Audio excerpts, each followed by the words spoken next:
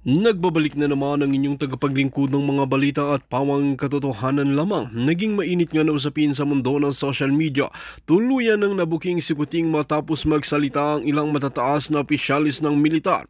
Isa-isang naglabas ng pahayag ang mga generals upang pabulaanan ang kanyang mga kasinungalingan. Ayon sa kanila, walang katotohanan ang mga akusasyong inilabas ni Kuting sa publiko. Kinumpirma nila na peke at gawa-gawa lamang ang mga dokumentong ipinakita niya, maging ang mga aligasyon ni Kuting laban kay VP Sara ay tinawag nilang malisyoso at walang basihan.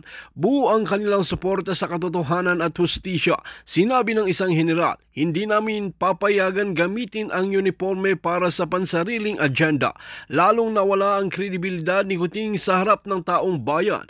Hindi na niya alam kung paano pa makakabawi sa lumalalim na kahihiyan. Ang kanyang mga taga-suporta ay unti-unti nang nangangalat.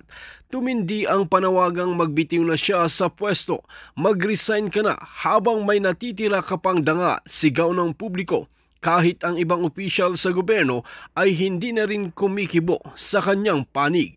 Sa harap ng katotohanan, kahit anong pagtakip ay hindi na sapat. Isa lang ang malinaw, tapos na ang laro ni Kuting at panahon na para managot. Well mga kaibigan, para nga sa karagdagang impormasyon, panoorin nga natin ang buong video. At kung bago ka lamang sa akin channel, huwag kalimutan i-click ang subscribe button at notification bell para lagi kang updated sa ating mga bagong video. At para sa solid viewers natin dyan, maraming salamat sa walang sawang pagsuporta. Sosi ako no? Sosi. Nakahiligan. Pagka ginusto nyo, pwede. Visualize mo, pwede. Doon ako pupunta mamaya, no? Bukas. O mamaya, pagka nag-vlog ako. Ito, specifically, doon sa F-16. So, binabago-bago lang yung model. Ngayon, ganun pa rin ang pangalan, Stingray, no? Stingray. So, ganun din yung mga ibang sasakyan. Honda Civic, Honda CRV, no? Ford Ranger, binabago lang yung pero the same itsura no? Hilux, o yung mga van pa, pare-parehas So yung F-16, kahit 1970s na develop, 1978 if I remember right, was a classic example of technology-based na development na magandang fighter jet. Super advanced nung time na yon. So ngayon meron ng F-22, F-35, di ba? Tayo noon, at that time, 1978, F-5. F-5, F-4, di ba? Yung F-4, mga Vietnam vintage, the Intruder. Intruder ba yun? F5, yung mista ko, si Enrique de la Cruz. Shout out, presidente namin ngayon. Si Colonel Enrique de la Cruz, mga katukayo, was a fighter pilot, no? At the time, mga F5. Sayang nga, hindi tayo, kung sana tayo may programa noon pa lang, after the Cory government. Pucha, hindi alis yung mista ko na yan Magiging FF fighter, no? F-16 sana at that time, 1986, In 1980, Egypt got their F-16, 1980. Imagine, no? Checking ko nga yung aking information. Ayaw naman ng cellphone. Ayaw. Sira na kasi. Saan yun? Saan ko nilagay? So, kumuha ang Egypt. No? At that time, ang presyo yata is mga $13 million. Ito, buti na para sigurado. I cannot commit everything to memory. Okay.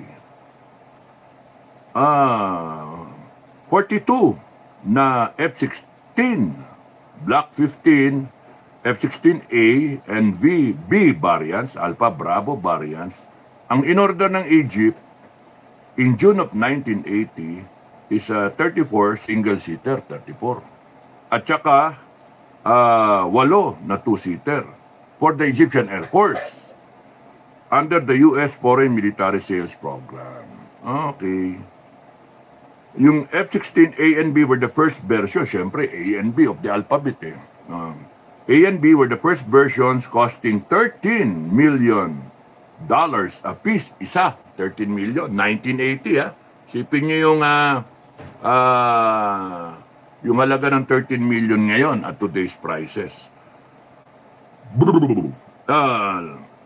Based on records, when the deal was signed, Lockheed, the manufacturer, informed Egypt that no agent's commission built into the contract would be paid, but contrary to this pledge, Lockheed did pay out $600,000. Wow! $600,000 per plane as agent's fee to, kilala pa kung sino, Dr. Laila Takla. Okay na kahit anong apelido mo sana, pero yung Takla, Dr. Laila Takla, Takla, a member of the Egyptian parliament who was Lockheed's consultant since 1980 and chairperson of the Foreign Affairs Committee of the Egyptian parliament in the 1970s. The F-16 variant C and D today cost between $25 million to $30 million. $25 to $30 million. And can reach $60 million to $70 million depending on improvements to the aircraft. The U.S. approved the sale of the 16 F-16C Block 70/72 and 4 F-16D. So, ang kukunin natin, 16 na C, no? And 14 lang na D, no? Variant under the Foreign Military Sales Program for a total of $5.58 billion US dollars. 5.58 billion. Wow. This comes to about 28 million per plane, per jet. 58 million. Ha? 28 million per plane. Uy, nasa ka. $28 million per fighter jet. No? Kung i-average mo. $5.8 billion. Translate that to peso, easily sa 60, 6 times 5, 30 plus, 300. No? And then 30 plus. Oh, 5.8. 30 plus billion. Grabe, no? 5 times 60. 0. Uy, 300 something billion pesos. Kaya pala utang tayo ng 300 plus billion. Nasundan niyo yon yung mga post noon na uutang tayo ng 300 plus billion to purchase the plane, di ba? To purchase the F-16 na 20. Okay, ah. May masama ba ron? Maraming masama. Maraming masama po sa Pilipinas talaga. Based on Lockheed's agent fee, it paid out to a member of the Egyptian parliament $600,000, sabi ko kanina, per plane. That cost $13 million at that time. Ngayon, $28 million na, no? Doble na, may get. An agent's fee today of the C and D variants na siyang ino-order ng Pilipinas ay $1 million per plane. $1 million ang commission per plane. Yun yung alam ng buong mundo. Lahat ng gobyerno, alam yan. So, 20 planes ordered by the Philippine government would translate to $20 million of commission. if may commission. Kaya nga, fake news, if may commission, pero confirm ng ating mga sources na ganun talagang kalakaran. 1 million per plane ngayon, per fighter jet. $1 million per plane. We are ordering 20, therefore, question mark. May $20 million na komisyon na pwedeng itapon ng Lockheed. True or not, merong $20 million ngayon. Doon sa 20 na order natin, 1 million per plane, yun yung standard ng corporate. No? Ganun yun. Insurance, mayroon kang komisyon. Networking, may komisyon. Mga medical meron kang komisyon. Mga nagbebenta ng mga gamot. Lahat may komisyon. Real estate may komisyon. 5%. Ito, $1 million ang komisyon. Pagka naituwid mo, mula doon sa gobyerno na bumibili at yung Lockheed na corporate. Kalakaran yon. Kasama yon sa kanilang costing. $1 million ngayon. $600,000 noon. Ang tanong, dyan, sino ang tatanggap ng $20 million? Mga ina nyo. Mga PI kayo, hayop kayo. Uutang ang bansa natin. Uutang ang bansa natin. Sa bibili tayo ng eroplano na questionable kung bakit yun. Bakit yun? Hindi, sabi ko nga nung isang araw dinedepensahan ko pa yung armed forces sa mga kausap ko Galit na galit yung mga junior Sabi ko, hindi nyo masisi yung mga senior ninyo, mga general ninyo, at doon sa mga Defense Department, hindi nyo masisi. Kasi constrained sila. Imagine yung depensa ko sa mga ina nyo. Yung constrained sila to make a decision based on what is the money available. Gusto nila yung F-35. Gusto nila yung F-22. Pero they have to settle with an F-16. Question, sabi nung underclass. Sir, what about Gripen? Kaya nga nakaka-gripe. Gripen. Mas okay sana Mas modern O bakit hindi yung Gripen? Oo nga. Mahirap sagutin yung underclass na idealistic. Mahirap sagutin. Kaya sabi ko, ang constraint kasi dyan is yung ibabayad. Sir, yun nga sir Ano ba presyo ng Gripen at saka yung FF na yan?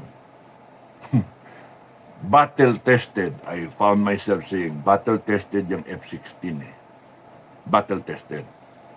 Okay.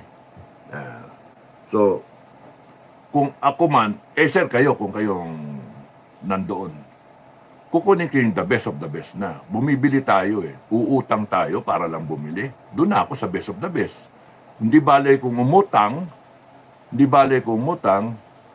basta properly. Kung tutusin, may argument pa Uutang ka ng 300 billion ng tokwa yan. Unahin nyo na lang yung ano natin, yung PhilHealth natin. Unahin nyo. Yung priorities ba? Ay, nako, sakit sa ulo, sakit sa banks. Pero kung kunyari, 1 trillion ang budget ng armed forces, so 300 billion plus minus, thereabouts, 120 yung makukuha natin kung panay fighter. Ngayon, kung mataas pa ng konti yung gulping bili, economies of scale na tinatawag, kayo alam nyo lahat yan. Lahat ng Pilipino alam yan. Bumili ka ng 1 kilo ng lansones, sasabihin sa'yo, 250. Ay, wala bang tawad? Ilan sir ang bibilin nyo? 1 kilo lang, sasabihin ko. Babanatan ako, sige sir, 200. Paano kung 3 kilo ang bibilin ko? Ganun ako bumili. Ganun din sa yote. Magkano sa yote? 50 pesos, sir. Uy, buti Kahapon, 80. Wala naman tawad. Sir, ilan ang bibilin mo? 3 kilo. Ang dami naman, sir. Ang daming tinola niyan. Para sa aso. Para sa aso ko. Ay, ganun sir, may aso din ako. Ay, kwentuhan kami. Uy, anong aso mo? Ilan? Ilan? Oh, nakakatuwa, di ba? Nakakatanggal sa stress, no? Oo nga eh, oh. Oh, sige. Sige sir, 40 na lang. 40 na lang. Okay din, ano. Kaya, bili ko, gulpe. Gawin mo na 5 kilo. Oh, 5 kilo. Bigat, 5 kilo. Well, so yun yung ano ko. Ate. So, ba't napunta sa sayote? Rewind. Aeroplano pinag-uusapan natin. Fighter jet. So, kumbaga sa priority, hindi mo masisi yung Defense Department. I come to the rescue of the Defense Department. Why they decide on the F-16, not the F-22, not the F-35. Because they are constrained. Kasalanan ng Kongreso natin. Kasalanan ng administration natin for not appreciating. Sa totoo lang, anong tawag dito? Ang bunto ng sisi nasa presidente. Kaya Madam President, Madam Inday, pag ikaw ang umupo na, you do not go for seconds. You do not go for luma na design. You go for quality. Always quality. Huwag kang ukay-ukay. Huwag sa ukay-ukay. Gagastos na rin lang tayo. It is justifiable na kahit mapamahal tayo, kahit mas malaking pera, o kahit ano, you go for quality. Because yung bago will last for so many years. Kunyari yung 1978, kunyari na design, 78 ba yun?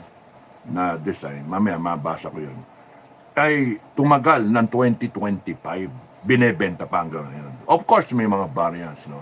Okay, yung the same body, the same, ang pinapalitan, instrumentation, mas, yung display panel, mas okay. Yung mga ganun ba? And then, yung missile system, yung armaments, iba na ngayon.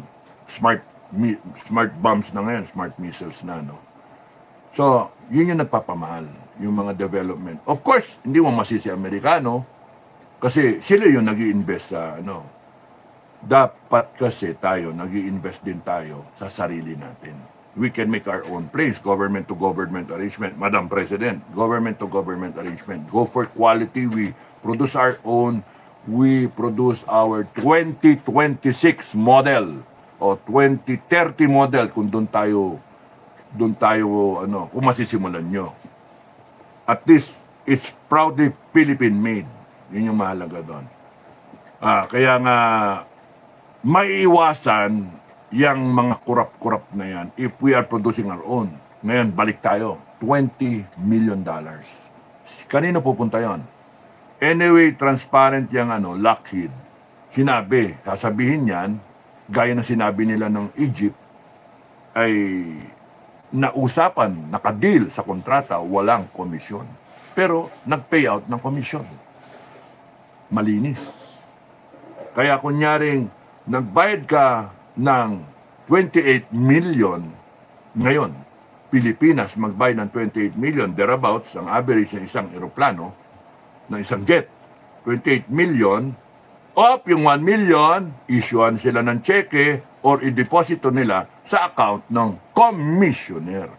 Ang tanong, sino yung commissioner? Mga walang niya kayo, nayupa kayo. Masunog kayo sa impyerno.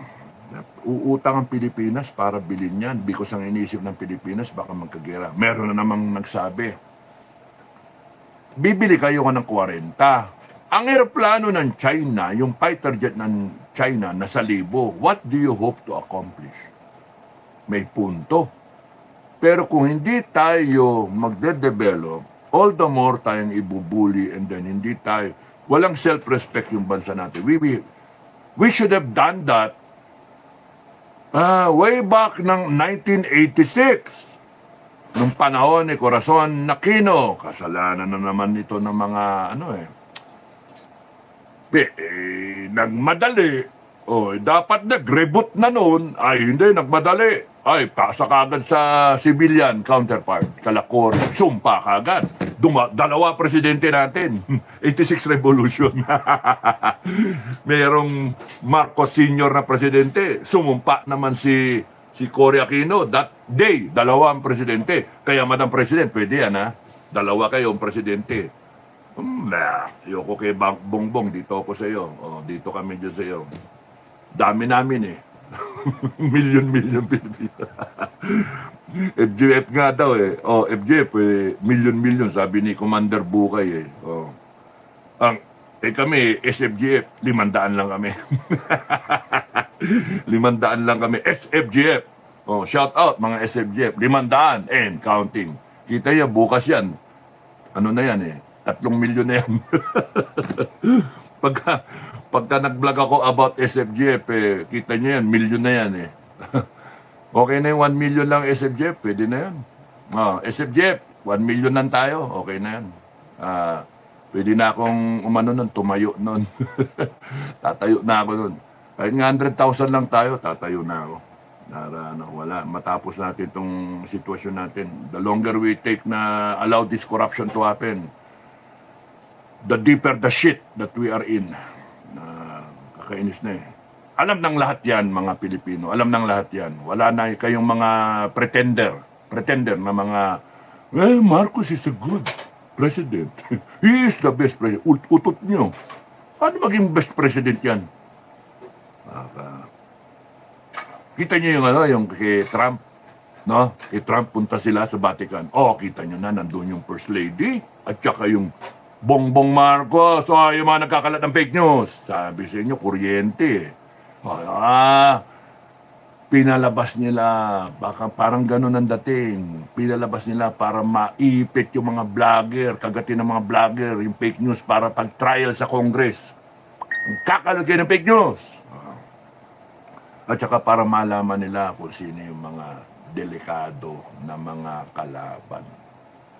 Ay, naku, style, magaling tong kabila, magaling sila.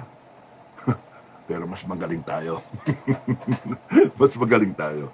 Ayoko magpagamit, mga walang yan. So sa tingin nyo, comment nyo, sino ang makakatanggap ng komisyon? $20 million. Walang yaka, pinasurvivor, fake yan. Hindi totoo yan.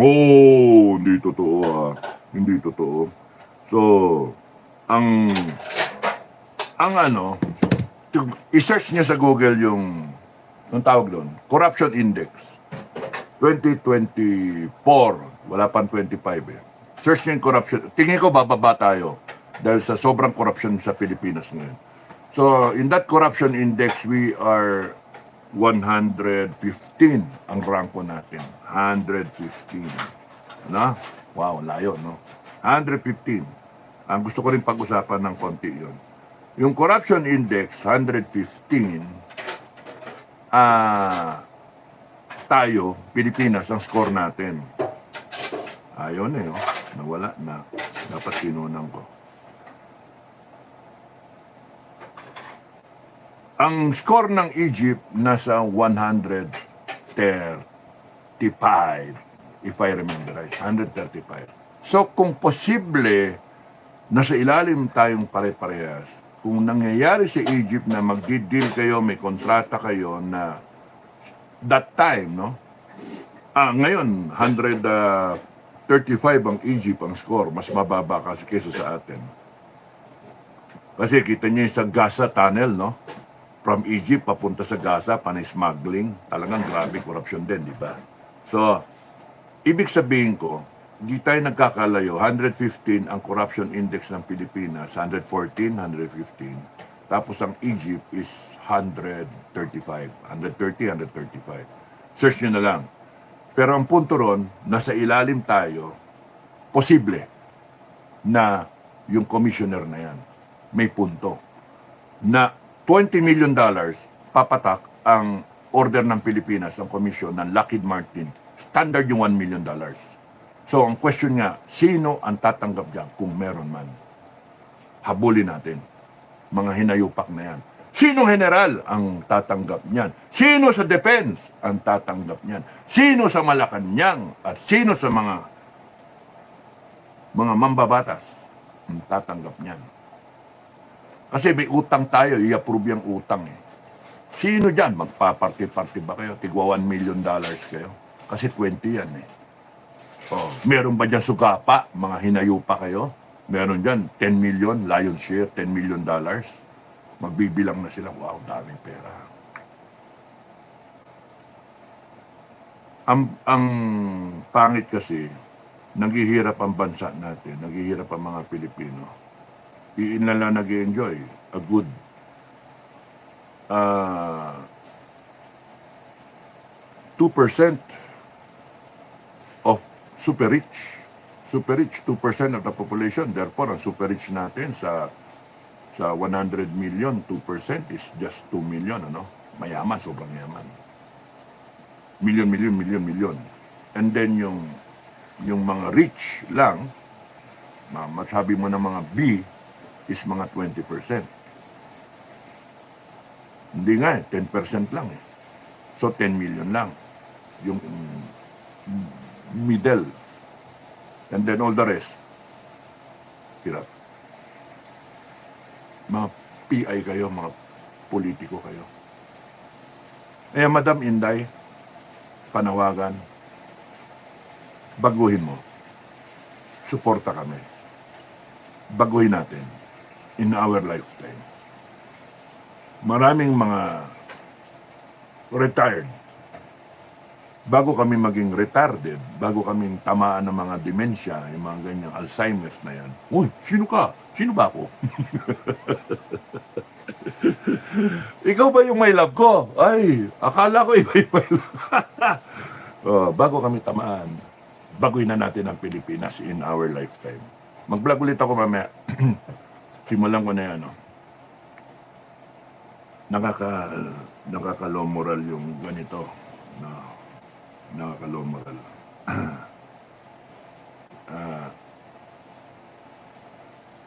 Uutang kayo, tapos nun, may mangungumisyon. Ibabaon nyo sa utang ang taong bayan sa procurement ng luma na design na aeroplano na meron naman bago, magko-compromise tayo, iuutang pa natin yung pambayad. Na ang daming priorities sa gastos ng pera, sana kung pinriority natin yan, tinama na natin. F-22, F-35. Ngayon, kung titignan nyo, bibili tayo, ang mabibili nyo sa presyong 300 plus billion na yutang natin, na may mga komisyon pang 20 million dollars. Kano yun? 20 million times 1.2 billion. Mga ganon. Hanip, 20 times 60. Uy, 12. 20 times 60. Oo. Kakainis. So,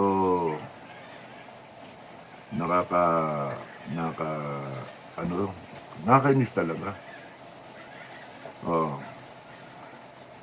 Nasaan na tayo? Mabagal ang internet namin. Meron pa ba ako? Meron pa. Okay, so, tingnan ko kung tama yung tanda ko. 115. 14. 114. Yun, 114. Philippines! 33 ang score. 33 ang score. Philippines, bumaba pa. Mas bababa pa to. Ang mga kasama natin ay 114. Belarus, Bosnia, Laos, Mongolia, Panama, Philippines, Sierra Leone, Angola, ay 121 na. So napin natin ang Egypt. Ang Egypt ay 130. Yan ang mga kasabayan niya, Peru 127, El Salvador 130, Mauritania 130, Bolivia 133. So hindi tayo nagkakalayo, ang score ng Egypt ay 30. Lamang lang tayo ng 3 sa 33. Ngayon, tanong. Kung nagkakaroon ng ganon sa Egypt na may tumatanggap, considering yung sitwasyon ngayon, na grabing korupsyon, ultimo loto pinapatulan, ultimo LTO, ultimo yung mga bagay sa airport, bubuksan ng mga timawa. Ultimo yung dollar mo kukunin sa bag mo, personal na belongings mo. Kukunin yung dollar, sabi hindi ba sinubo. Tandaan niyo yung kwento na yun. Panahon na ni BBM yun. Kung karamihan sa gobyerno ay mga timawa at gumagawa ng pera, kanya-kanyang gawa ng pera, merong butike, merong bayawak, merong buwaya, at meron T-Rex. Laki nun, yung ganun yung kamay. May T-Rex. Ngayon lang nangyari yung grabing korupsyon. Trillion. Yung budget ng 2025, April na, wala pang result. Ano nangyari? Supreme Court. Anyari? Delay, 81% na yung nakuha. Yung naka-allocate na. So, inallocate na, kukunin na yung pera, nandun na yung corruption din. So, delay pa kayo, delay pa. And that bears on the thinking ng taong bayan na pati Supreme Court corrupted eh. At nagtalo kami kahapon, isang araw. The Supreme Court is the only institution standing, protecting the rights of the people. Talaga, April na eh, 2025 budget. Diba, by law, dapat ang operative word doon ay yung 2024 budget ang kung may question niya. Nako. Sa totoo lang, bottom line, napaka-corrupt ng Pilipinas. Di mo na malaman. Kaya, Madam President, may I recommend, change everyone. Let's start with a new slate. Palitan lahat. Di mo malaman kung sino pagkakatiwalaan eh. Palitan na lang natin lahat. Di ba? Palitan na lang natin. Sorry, doon sa matitino. Pero, it is a choice kasi eh. Or, papayagan kayo na nakaupo pa rin under question, and then what?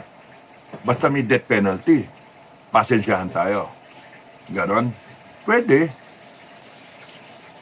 Huwag natin galawin yung Supreme Court sa reboot natin. Hindi pwede. Galawin din natin dapat eh. Kasi yung Supreme Court may mga may mga dapat baguhin din tayo. If we're going to reboot the government, Madam President, if you want to reboot the government, we have to do a total reboot. Kasi pagka nandyan pa rin yung virus, bubuksan mo yung computer, titignan mo, isa-isa, lahat ng, anong tawag yan, capacitor, lahat ng parte ng computer. Mag-iiwan ka isang parte, na hindi mo titignan, palpak din, sasabog din yan, magiging dysfunctional din. Supreme Court pa. Di ba? Kaya nga, sa akin pananaw, kahit di kayo mag-agree, Madam President, sa akin pananaw, lahat, pati Human Rights Commission, pati yung Supreme Court, COA, tignan natin isa-isa tignan natin kung ano yung mali. And there is a rich